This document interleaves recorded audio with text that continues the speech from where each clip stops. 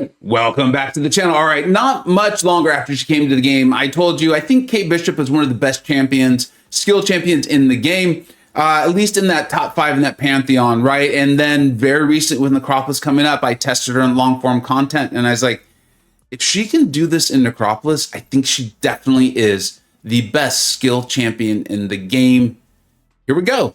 This is going to be my first solo with Kate. It's going to be in the Necropolis folder. Make sure you check that out. I'm going to put in all my fights, all my paths. I made a lot of mistakes too, not just this solo. So we're all going to learn together, save you some items, help you through the way. Here we go. Let's do this with Kate. I'm going to talk about the fight a little bit, and then I'm going to turn off the camera. And I'm just going to enjoy this because I will tell you, this did take some time. So we're going to use our cold snap arrow there. We also have the synergy with America Chavez, who I theorized would be useful, and turns out she is. That's going to allow us to get up an additional trick arrow, which, as you see, once the damage really gets going, it's going to make a big difference, right? And America, like I said, is usable on other paths too. We will show that in my other Necropolis video, so make sure you check out the Necropolis folder.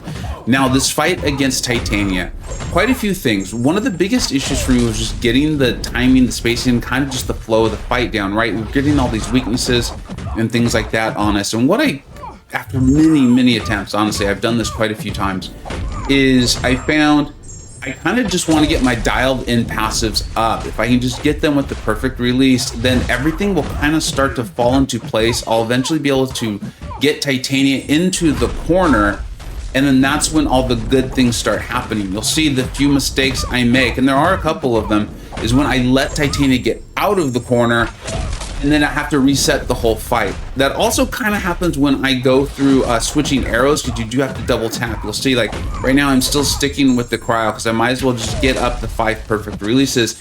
And then I'm going to switch over to her other one. I think it's the Tranquilize, yeah, because I'm trying to essentially not get all those weaknesses on me, right? That was, ideally you don't want that. And it is helpful. You'll see the damage really pick up, but the other thing that happens is it causes me to make some mistakes to begin the fight. So right now, you can see we're looking pretty good. I mean, we're ticking for 7594. That's essentially what, 15,000 a second. So that is not bad at all, but we can make this better. So that was one of the first mistakes. The other really important thing for me was utilizing the riposte, right? That's Kate's automatic evade. And I could really use that to get around Titania's Haymaker. You're gonna see me use it time and time again. When Titania had her Haymaker up and I had let her out of the wall, right? So she had space to actually use her Haymaker. You'll see me utilize the riposte. It's that green passive in the upper left-hand corner there. And then many times the stun timer that comes off of that actually lasted longer than what Titania had left on the Haymaker.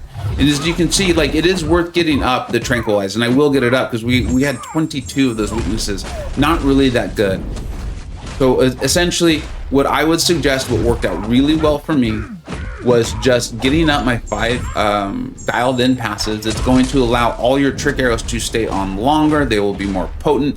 So it's really a build-up. Like, don't worry if you're not getting great damage in the beginning. As you can see, I've had my trick arrow effects fall off multiple times. I'm not that concerned about it. And then once I get up to 4 or 5, then I'm really going to do my best to get Titania into the corner, to knock her down, to utilize my striker as much as possible, because that's going to give you extra time, right? And then knock Titania down with my heavy. And then, like I said, you're going to see me make some mistakes. It's going to happen. In the fight, I'm still going to solo. It's rank 5, Ascended Kate. I'm seeing people do really great things with her in Necropolis, so I'm looking forward to getting out more and more videos on this. She's the best skill champion. She just is. I understand that Kingpin is a little easier to play. I totally get it. I love playing Kingpin. I understand Fury for a single fight or two can feel more overpowered and things like that. Totally get it. But man, you know, love Shang-Chi coming out as a 7-star. But man, Kate is just where it's at. She's awesome. She's phenomenal. Really looking forward to using her more in Necropolis. Oh, and one other thing. Before I go and just we just watch the rest of this together, is, you know, you could punish Titania's specials and her heavies with a heavy of your own, and that will pause the trigger effects by, I believe, 5 seconds. So you could also use that. I didn't do that very well in this fight. I found that when I was trying to do that, it was giving me difficulty keeping Titania in the corner. I know that doesn't make a ton of sense, but it just was what happened for me.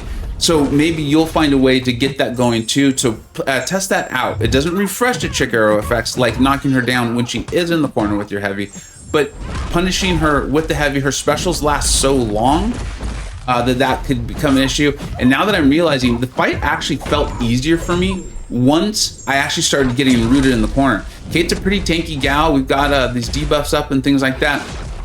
So you see, Titania's not able to do too much damage into our block. So maybe that could have been something to play with too if you're looking to speed up the process a little bit here. But as you can see, we're gonna lose our, I think we're gonna lose our trick arrow effects. Yeah, see, we're down, see, we just lost them all.